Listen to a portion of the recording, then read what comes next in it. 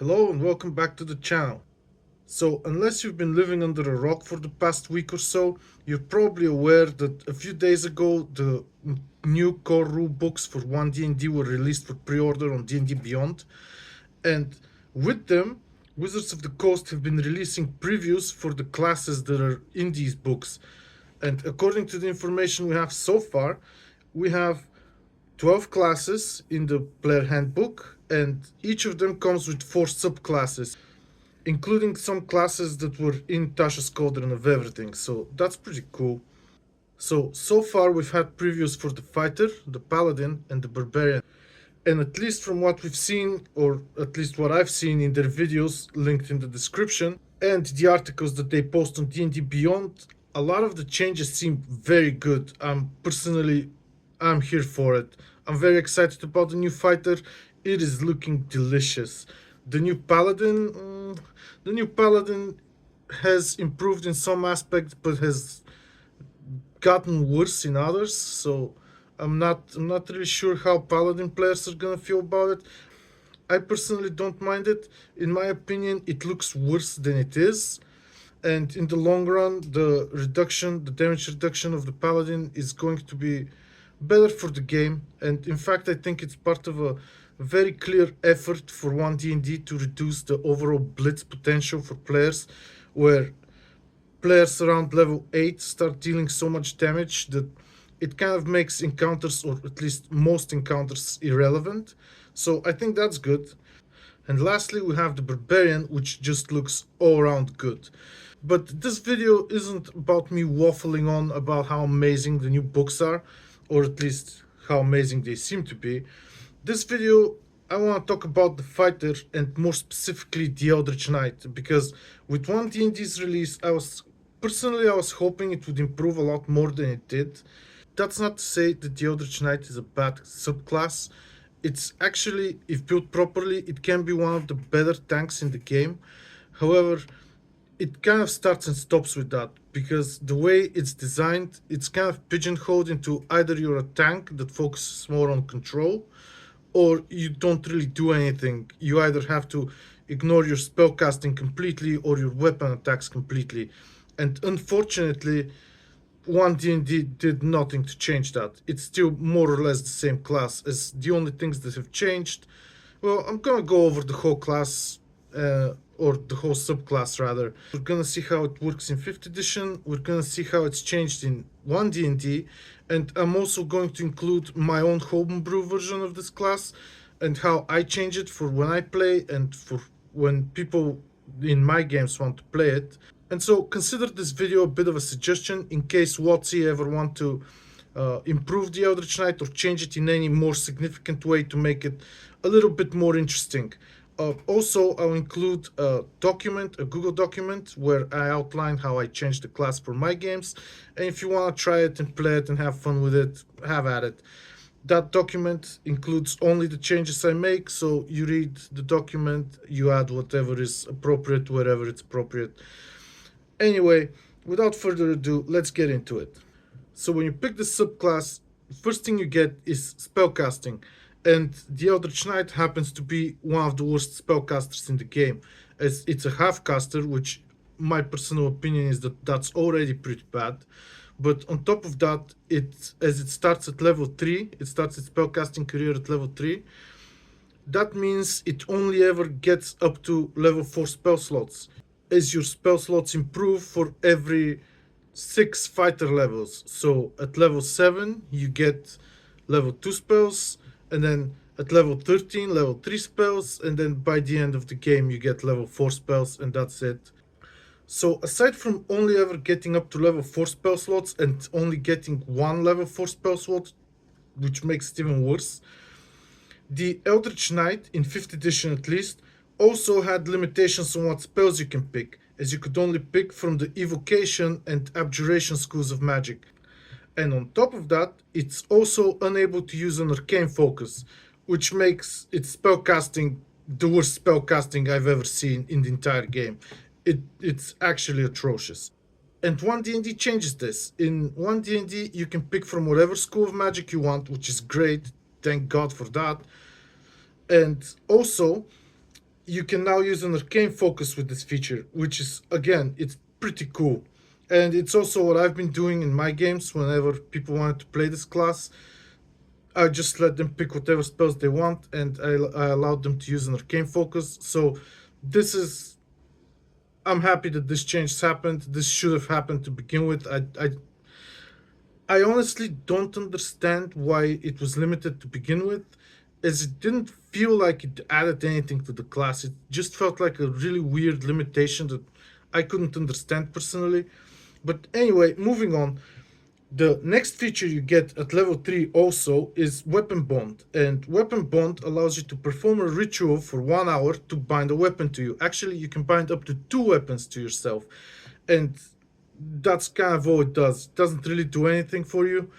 It makes it so you can't be disarmed of that weapon, which in 15 years of playing D&D, I don't really remember ever being disarmed. So great, you can't apply a condition to me that I almost never see anyway. And the other thing that it does is you can spend your bonus action to summon the weapon back to your hand as long as you're on the same plane of existence. And while that's cool, it's not particularly useful. I mean, I guess it would have a niche use at some point somewhere, but I can't really think of any actual tangible use for this. So it's just a cool thing you can do. So that's the 5th edition weapon bond. In 1D&D, it's exactly the same. It hasn't changed at all. And I'm a little disappointed by this because weapon bond is just not a good ability. It's kind of just there, and you know how I feel about things that are kind of just there. So this is the first ability I homebrew, and I've changed quite a bit. I've added a few more effects to the bonded weapon, and here they are. I'm gonna list them for you. First, the weapon can be used as a spellcasting focus. This just makes sense. You're spending an hour to bind this weapon to you. You can at least use it as a spellcasting focus. I mean, Hexblades can use their bound weapons as spellcasting focuses, so why not the Eldritch Knight? So this just makes sense to me. Number two, it gains the Throne property for you if it doesn't already have it. It gets a range of 20 feet and a long range of 60 feet. If your weapon already has the Throne property, you can now use its long range without getting disadvantage for it, which I think again makes sense. You have a bond with this weapon, might as well get something out of it. Next, if you throw your weapon, you can just summon it back to your hand. Same if you drop it, but you can't drop it. You can't be disarmed of it. But yes, you can just summon it back to your hand for free. This doesn't cost your bonus action. I don't know why it costs your bonus action normally, but I didn't like it, so I changed it. It's my homebrew, I can change it. So anyway, what this essentially does is it means your Eldritch Knight can now throw its weapon to attack regardless of whether it has the Throne property or not. And while you could technically do that anyway, first you'd have to waste your bonus action, so no real multi-attacking, or at least not consistently. And if you throw a weapon without the Throne property, it would count as an improvised weapon, which means it would deal 1d4 damage. And this way, you can deal your normal weapon damage by throwing any weapon you're wielding, which I think is kind of cool. And well, when I've tried it and people I've let try it have played it this way, it's just been fun. The last thing Weapon Bond does is if your weapon is within 60 feet of you, you can spend your bonus action to teleport to it instead, and then you appear at its location with the weapon in your hand. And there's a limit of 60 feet because I don't really want somebody to just get a thrown weapon with a really long range and then throw the weapon that far away and just teleport to it. It's a little bit overtuned at that point. But teleporting 60 feet instead as a bonus action doesn't really seem that powerful. It is good, mind you, but it's not game breaking in any way. At least hasn't been in my games. But I do have an option here where if you think it's too strong, you can make it take away the player's movement as well, or even make it cost spell slots, which is fine either way. I don't do either of those because I don't see a point to it. It's never been game breaking, and there's plenty of ways for players to teleport already by this level, so I don't see it as that big of a deal. Anyway, moving on. The next feature we're looking at is War Magic. War Magic in 5th edition D&D, what it does is you can now cast a cantrip, and if you cast a cantrip, you can attack as a bonus action. One D&D improves this, and now you can cast that cantrip as one of your attacks when you multi-attack. So you can attack with a cantrip and then swing your sword and you save your bonus action. This is also how I've changed War Magic for my version of the Eldritch Knight when I let players use my homebrew variant.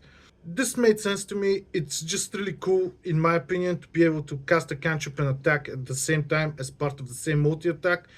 And there are monsters that can do this. And while there could be an argument made that just because monsters can do it, players should be able to do it, it's never felt that powerful when monsters do it, so I figured just let the player do it. This way they have their bonus action open to teleport to their weapon if they want to. And so it just made sense. But I also add another feature to War Magic.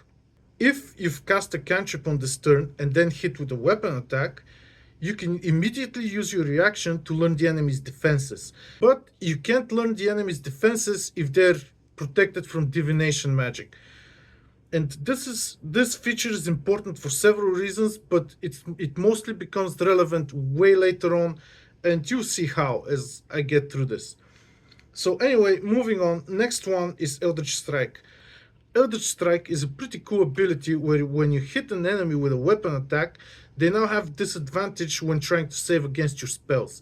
And this is pretty cool. When you hit somebody, they now can't escape your hold person as easily. The issue with this is that it only really becomes relevant when you're level 18 and you have improved War Magic. Up until level 18, you can't hit with a weapon attack and at the same time cast a spell. So effectively, even if you hold person somebody, they're going to have no disadvantage when they're trying to escape. And additionally, since your class relies on both strength for its weapon attacks and intelligence for its spellcasting, you have a bit of a situation where your spellcasting, if you're focusing on weapon attacks, is probably not going to be that good, and thus giving disadvantage to enemies against your spells only really serves to balance out your lack of high DC and let you affect enemies with spells a bit more easily, I guess, or it makes your spells a bit more reliable, but at best they're gonna be as reliable as the wizards that doesn't bother giving enemies disadvantage. So overall, this feature, it's okay. On paper it looks really strong, but in practice it's not nearly as good, at least in my experience. Unless, of course, your DM has given you one of the items that boosts either strength or intelligence, in which case you can focus on the other stat and actually do well. And this is actually why I don't think the class is bad for requiring two stats. Both of them can be boosted with items, and I personally have never met a DM that just says no if you ask them for one of these items. Most DMs understand that this class has issues, so chances are they'll let you get one of these, and then you can actually build it properly. Anyway, back to Eldritch Strike. So, in One D&D, Eldritch Strike doesn't change. It does the exact same thing. And I think there's room for improvement here as well, so this is how I've changed it in my homebrew variant. So in my version, if you hit the enemy with a cantrip that requires a weapon attack, such as Green Flame Blade, Booming Blade, or with One D&D's new True Strike, you can now apply that cantrip's effect to all of your attacks this turn. So every single attack is going to have the effect of that cantrip attached to it. But there's a catch here. It's only the base level of the cantrip. That means that everything that's in the cantrip upgrade section doesn't apply. It's just the base cantrip. And this is for balance reasons. It's so you don't get to essentially touch somebody and nuke them later on. And you'll see why. This is, trust me, it's better this way. Anyway, on to the next feature. The next feature is Arcane Charge. And what Arcane Charge does in both 5th edition and 1D&D is when you action surge, you get to teleport 30 feet. And this is at level 15. This is outright just lame. 30 feet teleport for action surge at level 15. Come on, you have Misty Step at this point, and you've had it for a while. This just feels underwhelming. It's like a feature that's kind of just there and doesn't really do anything. So in my variant of this, I've completely redesigned this feature. It doesn't do that anymore. It's still related to action surge though. So let's take a look at my variant. In my version of this, when you use action surge on your turn, for the rest of the turn you can teleport to your weapon without requiring a bonus action, which means that every time you throw your weapon at a creature, you can teleport to it. Hit it, throw your weapon again, teleport to it, hit it. And again, this is something that on paper might look really overpowered, but in practice, it's just fun. It doesn't really break encounters that much, but it does give the Eldritch Knight something unique that only it can do. Like, for example, now your Eldritch Knight can just teleport to take out ranged enemies or focus down spellcasters that are staying far back. And I think that's really cool. And players that have tried this seem to agree, so that's how I changed that one. And lastly, we have improved war magic, which in 5th edition D&D lets you cast a spell and then attack as a bonus action. This changes in 1D&D. Now you can forgo 2 of your attacks when you take the attack action to cast a level 1 or level 2 spell. And then you can continue your multi-attack, which isn't really relevant until you get to level 20, when you can cast a level 2 or 1 spell and then attack twice. And before that, it just feels like a slightly worse version of the original 5th edition improved war magic, where you could cast any spell and then attack once as a bonus action. So I don't know how I feel about it, but it's very similar to what I do with this. The first thing I do is you could forgo 2 attacks to cast any spell instead of just a level 1 or level 2 spell. That feels like a weird limitation to me, but it's fine, honestly, considering what else improved war magic does in my version. This is fine. So my addition to improved war magic is the following. When you use the second effect of Eldritch Strike, where you can copy the effect of a cantrip that uses a weapon attack on every single attack you do, now if you're aware of the enemy's defenses, all of your attacks damage, that means your weapon attack damage, the cantrip effect damage, all of it changes to whatever the enemy is most vulnerable to. And this is where the Eldritch Knight goes from pretty good to really powerful. And even though that hits at level 18, which honestly a lot of players don't feel like they'll ever play a level 18 character, to get a feature like this at level 18 actually feels good. It feels satisfying, and it feels really satisfying to use. And honestly, I'm all about satisfying features. I like it when features feel like you've got this far, so here's something really cool to play with. It also, what it does is it gives the Eldritch Knight this niche that not a lot of other classes have. In fact, no other class has anything like this, where you now become a kind of specialized hunter, where you are a fighter that augments its fighting abilities with magic to the point where it becomes a really, really strong fighter. And all of these changes to the features that I just talked about, and again, I have a document with all of them in the description if you want to check it out and play it and try it out. All of these changes and all of these upgraded features that I'm talking about here, they serve to make the Eldritch Knight feel like it has more options than just being a magical tank, which is what it's essentially limited to currently in its current form. And well, if you enjoy this version of the Eldritch Knight, feel free to share it with your friends.